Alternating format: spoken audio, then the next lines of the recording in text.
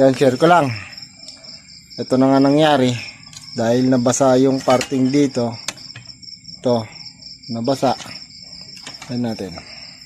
Yun, basa pa nga, oh. Di, ito na nangyari. Yun. Sinilip natin. Ayun, lumobo na yung PCB niya, oh. Lumobo na. Uminit yan dahil shorted.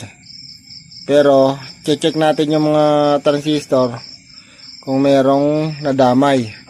Kasi nakita ko yung transistor ay ano niya, resistor. Ayan, oh, biak na. Yung resistor, ayan, oh, biak na. Siguradong nadali na yan. Yan yung umusok na nangamoy. Okay. Check natin yung mga transistor. Yan, share lang. Check ko muna yan mga kabutingting. Bali, ito palang ginamit ko dito. Bridge type to mga kabutingting. Ano siya? BTL mode siya. Bali, 2 channel to. Pinag-isa. Yan. Kaya okay na mapuwersa talaga siya. Yan, share lang.